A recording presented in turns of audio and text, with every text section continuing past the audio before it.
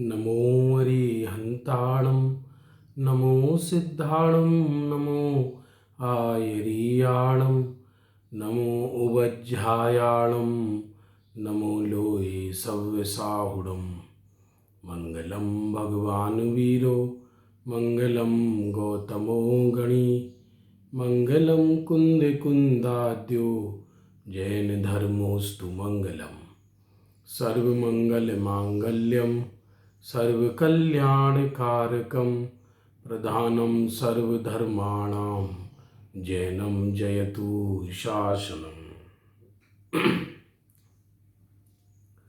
बंधुओं, सत्य को समझे बिना जीवन में सुख शांति नहीं। सत्य क्या है? जिनेंद्र का बताया हुआ सच्चा मार्ग। जिनेंद्र ने बताया है इसलिए सच्चा है, ऐसा नहीं, बल्कि जो सच्चा है वो जिनेंद्र ने बताया है।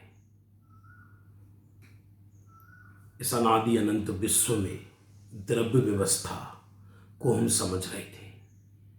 प्रत्येक द्रव्य के अंदर गुण होते हैं। गुण दो तरह के होते हैं, सामान्य और विशेष। सामान्य गुण की चर्चा जो सभी द्रव्यों में पाई जाए, उसमें हमने अस्तित्व गुण को पूर्व की क्लास में देखा था। क्योंकि प्रत्येक द्रव्य अपनी क्वालिटी से बना है, अपने गुण से बना है। गुण कहो, क्वालिटी कहो, शाश्वत विशेषता कहो, एक ही बात है। तो जिस शक्ति के कारण द्रव्य का कभी नाश नहीं होता, द्रव्य किसी से उत्पन्न भी नहीं होता, मैं सदा था, हूं और रहूंगा मेरे अस्तित्व गुण के कारण। विश्व में ऐसा क्या है जो नहीं है? क्योंकि जो है वो सब सत्य ही है और वो अपने कारण है। मैं अपने कारण हूं, आप अपने कारण हैं। न मेरा नाश होगा न आपका नाश होगा। जिसे हम नाश कहते हैं वह परिवर्तन है। वास्तव में प्रत्येक द्रव्य में अपना अपना एक परिणमन होता है। हर द्रव्य अपना फंक्शन करता है। अनंत द्रव्य विश्व के अंदर है।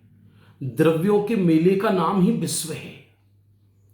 जैसे चीज वस्तुओं के संग्रह का नाम घर है। एक घर में जो कितनी वस्तुएं होती हैं, उसी प्रकार द्रव्यों के मेले का नाम, द्रव्यों के समूह का नाम विश्व है। और अनंतों द्रव्य है। भले ही क्वालिटी की अपेक्षा, ग्रुप की अपेक्षा, जाति की अपेक्षा छह कहते हैं, और हर द्रव्य अपना अपना कार्य कर रहा है।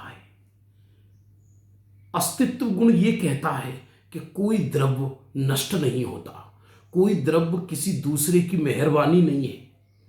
और वस्तुत्व गुण, वस्तुत्व शक्ति द्रव्य के अंदर एक ऐसी है जो ये कहती है कि हर द्रव्य अपने अंदर अंतर्मग्न है। हर द्रव्य अपना कार्य कर रहा है। कार्य कहो, फंक्शन कहो, हर द्रव्य व्यस्त है। व्यस्तता वो श्रम जनित नहीं है, वह स्वभाव जनित है। जैसे पानी बहता है, हवाएं चलती हैं, सूरज चमकता है, आग दहकती है, धरती का चप्पा चप्पा अपने अंदर अंतर्मग्न है। कोई भी वस्तु निठल्ली नहीं है, क्योंकि यदि कोई वस्तु है तो उसके पीछे कोई ना कोई कारण है। वो है तो इसका मतलब उसकी जरूरत है, तब वो है। विश्व में निरर्थक कुछ नहीं है। बस हर द्रव्य, हर वस्तु, हर चीज अपना अपना कार्य कर रही है। इसी का नाम वस्तुत्व गुण है। बंधु, वस्तुत्व गुण के कारण ही हम वस्तु को वस्तु कहते हैं। निठल्ली बेकार पड़ी रहने वाली चीज भी वो भले ही हम उसको निठल्ली और बेकार कह रहे हैं, लेकिन हर वस्तु अपना कार्य कर रही है। कोई चीज, एक कचरे का ढेर सड़क पर पड़ा हुआ है, हमें निरर्थक लग रहा है, पर उस कचरे का परमाणु परमाणु, कचरे का चप्पा चप्पा अपना कार्य कर रहा है। एक कार में छोटा से छोटा पुर्जा भी महत्वपूर्ण है। इंजन जितना महत्वपूर्ण है, अन्य पुर्जा भी उतने महत्वपूर्ण है। शरीर के अंदर रहने वाले अंग और अंगों का समूह है पूरा अंगी शरीर। यदि एक अंग भी अपना काम करना बंद कर दे तो पूरा शरीर बेकार हो जाता है। हर अंग अपना कार्य कर रहा है। ये बात अलग है, हम अपनी सोच या अपनी मेंटेलिटी से ये कह देते हैं कि इसकी ज्यादा आवश्यकता है, इसकी कम आवश्यकता है, पर हर वस्तु अपना कार्य कर रही है। आवश्यकता अनावश्यकता का प्रश्न ही नहीं है। तो वस्तुत्व गुण किसे कहते हैं? इस सामान्य गुण का दूसरा प्रकार चल रहा है वस्तुत्व गुण। जिस शक्ति के कारण द्रव्य में अर्थ क्रिया होती है, अर्थात प्रयोजनभूत क्रिया होती है, उसे वस्तुत्व गुण कहते हैं। जैसे घड़े की अर्थ क्रिया जल धारण करना है, प्रयोजनभूत क्रिया कहो या हर द्रव्य की अपनी अपनी क्रिया कहो। एक बगीचे के अंदर फूल खिल रहा है, कली खिल रही है, कांटा भी है। एक नीरव, एक निर्जन वन में शांति से देखो तो पत्ता पत्ता अपने अंदर अंतर्मग्न है, अपना कार्य कर रहा है। किसी को किसी से कोई लेना देना नहीं है। विश्व इसीलिए सुंदर है कि हर विश्व की हर वस्तु अपना कार्य कर रही है। कोई दूसरे का कार्य कर भी ना सकेगा, वो संभव भी नहीं है। पानी का काम बहना है, अग्नि का काम जलाना है, ये एक दूसरे का कार्य नहीं कर सकते। विश्व इसीलिए सुंदर है क्योंकि अग्नि अपना कार्य कर रही है, पानी अपना कार्य कर रहा है, हवाएं अपना कार्य कर रही है, सूरज अपना कार्य कर रहा है, जड़ अपना कार्य कर रहा है और चेतन अपना कार्य कर रहा है। हमें लगता है हम आपका कार्य कर दें, यदि आप हमारा कार्य कर देंगे तो हम आपका कार्य करना पड़ेगा, और कोई किसी का कार्य कर ही नहीं सकता। और हर द्रव्य अपना कार्य कर सकता है क्योंकि उसके अंदर ऐसी शक्ति है, यह उसकी सुंदरता है।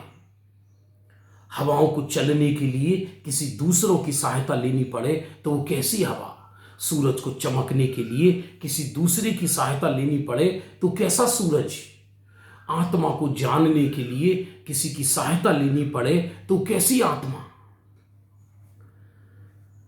इसलिए जिस शक्ति के कारण द्रव्य में अर्थ क्रिया होती है, अर्थ क्रिया कहो, प्रयोजनभूत क्रिया कहो, इसीलिए उसका नाम अर्थ है।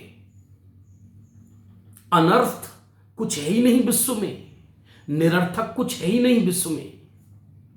निरर्थक भी दिखाई देने वाला अर्थपूर्ण है।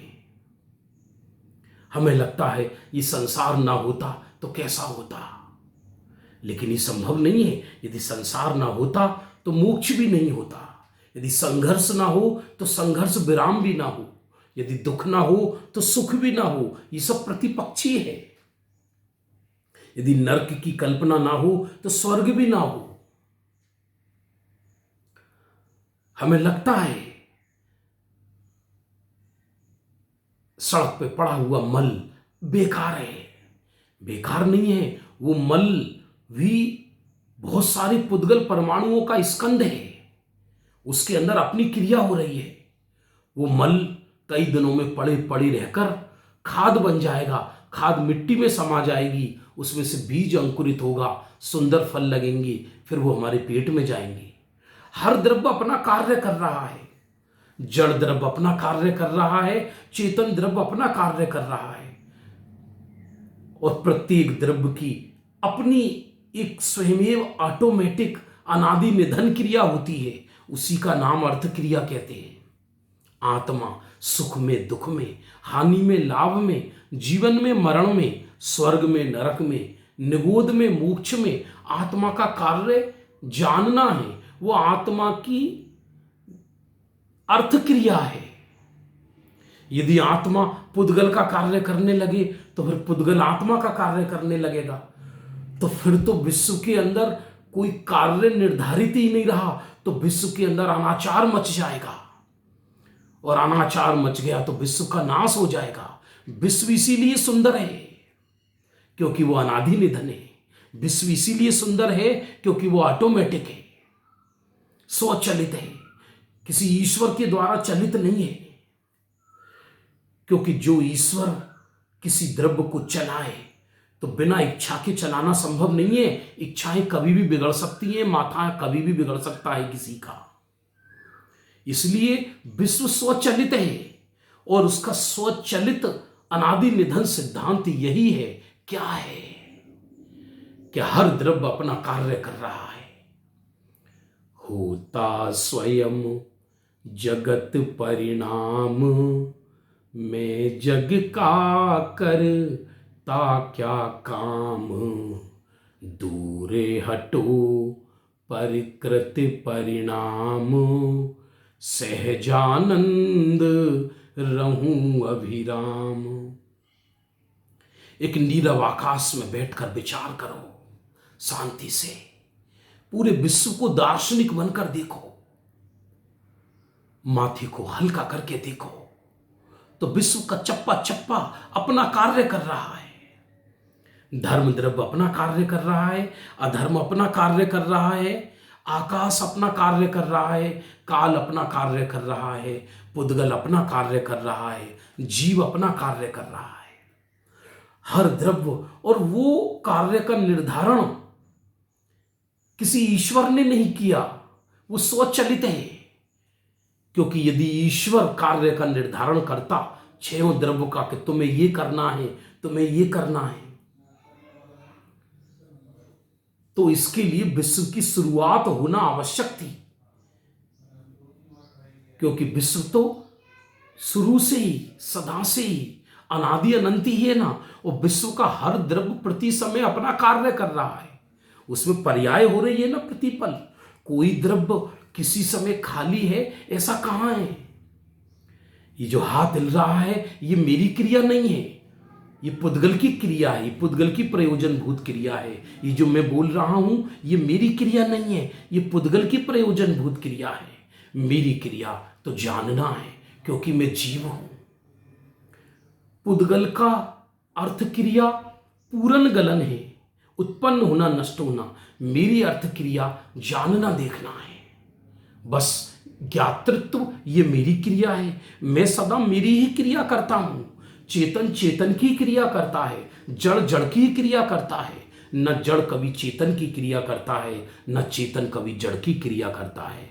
करना तो बहुत दूर रहो, सहयोग भी नहीं करता है। न सहयोग है न असहयोग है।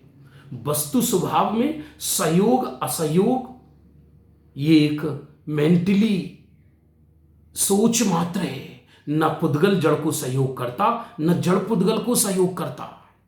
हर द्रव्य अपने अंदर अंतर्मग्न है, हर द्रव्य अपने आप को चुंब रहा है। प्रत्येक द्रव्य की मर्यादा उसकी गुण पर्याय तक है। कोई किसी को स्पर्श नहीं करता, कोई खाली नहीं है, कोई किसी को देखता तक नहीं नजर उठाकर। हर द्रव्य अपना कार्य कर रहा है।